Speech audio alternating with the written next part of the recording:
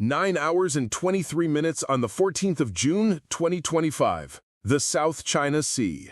The American guided missile cruiser Princeton sails slowly and confidently through international waters as part of a powerful strike group led by the aircraft carrier Nimitz. Everything is fine-tuned. Everything runs like clockwork, a freedom of navigation mission, a show of the flag, a course set along a predetermined route. The apparent calm over these waters is deceptive. This morning will forever be remembered as the starting point of the most dangerous naval incident in recent decades. A Chinese Type 0 52D-class destroyer, previously engaged in routine patrols, suddenly changes its behavior. Its abrupt acceleration and converging course toward the American ships leave no doubt. The ship's commander is executing a direct order from Beijing to intercept, to intimidate psychologically, and to diplomatically force the U.S. strike group to change course.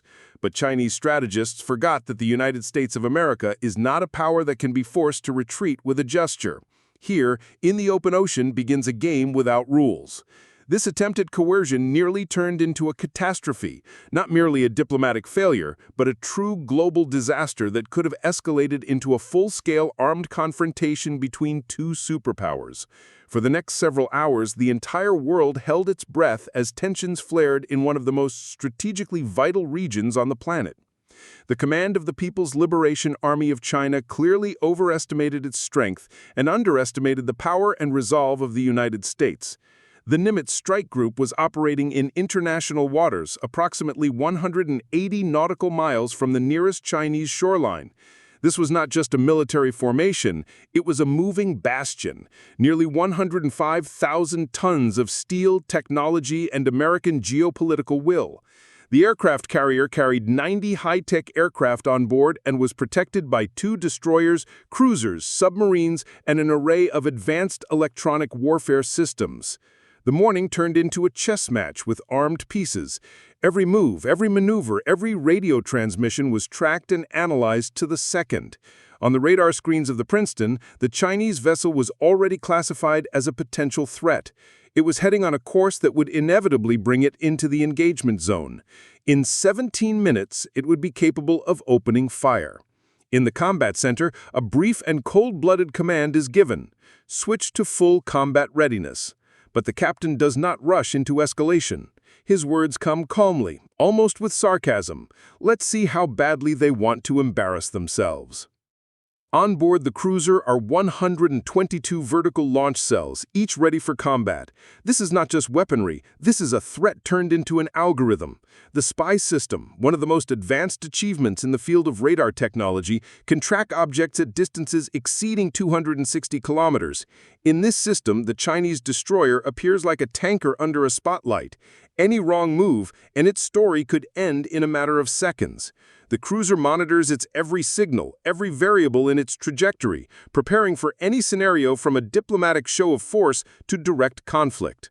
Meanwhile, in the sky, the second chapter of the tense standoff begins. The E-2D Hawkeye airborne early warning aircraft detects a mass launch of Chinese J-15 fighters from the deck of the aircraft carrier Shandong. These jets, promoted as the pride of Chinese aviation, barely live up to their advertised capabilities. Launching from a ski jump ramp results in insufficient altitude, engine strain, and fuel loss. Their radars are outdated, their combat capabilities limited. They can take off, but they are not capable of sustained, prolonged air combat, especially against a network of F-18 Super Hornets and Growlers operating as a single organism. American aviation is already in the air. From the deck of the Nimitz, F-18 Super Hornets, EA-18G Growler electronic warfare aircraft, and E-2D Hawkeye command planes take off one after another. Their combat characteristics, speed of coordination, and integration into the unified Link 16 information system turn them into a single combat entity. Chinese pilots are left isolated. No network, no coordination, only radio voice communication and visual contact. This is 21st century combat against mid-20th century tactics. Underwater, a new threat. A Type 039 diesel-electric submarine is moving toward the strike group using ocean currents. But aboard the Princeton, it has long since been tracked. The sonar system has recorded every movement, every signal. It is far too noisy to go unnoticed. This submarine resembles more a museum exhibit than a modern tool of covert warfare. Its every move is tracked in real time. The cruiser's commander knows, in the event of conflict, this underwater hunter would survive no more than 12 seconds. A strike by an ASROC missile would be instant and precise. For now, only observation.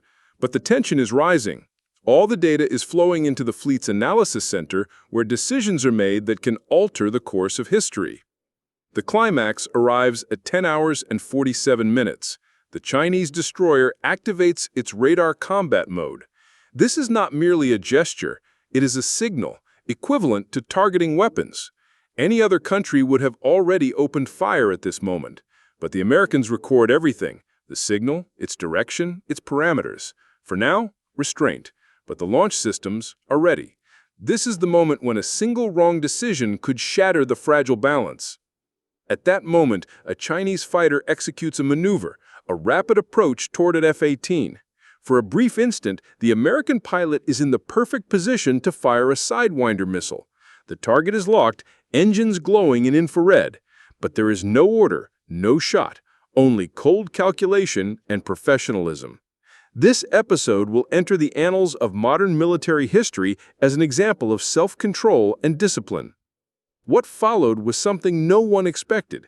The Chinese submarine surfaced, not as part of a combat maneuver, but out of necessity to recharge its batteries. From periscope depth, it raised its snorkel, thus definitively identifying itself as a target. Its acoustic signature was audible for dozens of kilometers, and on the Princeton, everything was already set for launch. But in the command room, complete silence remained. The decision rested with the high command, but even they understood one wrong move and hell would break loose. The global public at that moment was glued to television screens and monitors, expecting the worst.